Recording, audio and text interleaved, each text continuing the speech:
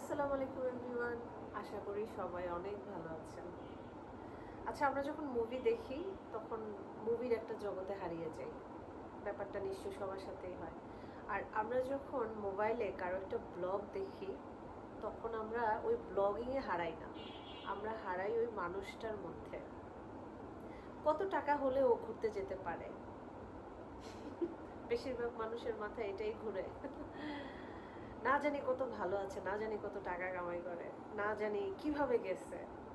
সেটা দেশের মধ্যে হোক, দেশের বাইরে হোক, যেভাবেই হোক, এত ভালো কি করে খায়, এত ভালো কি করে থাকে। পরিবেশ পরিস্থিতির ভিডিওগুলোকে দেখে মানুষ মানুষকে এত এক্সট্রিম জাজ করে ফেলে। যদিও জাতি হিসাবে আমরা কিন্তু বেশ জাজমেন্টাল জাতি। অল্প একটু দেখে পুরাটা বুঝে ফেলি, একটু বেশিই বুঝি আমরা।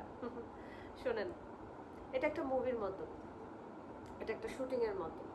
শুটিংয়ের পেছনের স্টোরিটা কেউ জানে না।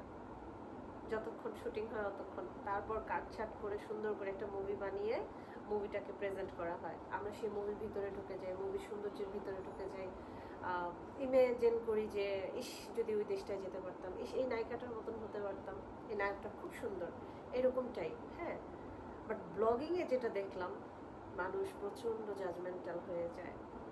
দেখবেন আপনার কাছে দূরে যে যেখানে যে অবস্থাতেই আছে জাজ করা শুরু করে দিবে। কিন্তু এই ক্যামেরার বাইরেও যে একটা জগৎ আছে, দুঃখ আছে, কষ্ট আছে, অভাব আছে, সমস্যা আছে, অসুস্থতা আছে, এগুলো কেউ বুঝতে চাইবে না। শুধু দেখতে চাইবে হাসি মাখা মুখ, অনেক টাকা, অনেক কিছু, যেটা দিয়ে মানুষ জাজ করবে ও তো ভালোই আছে।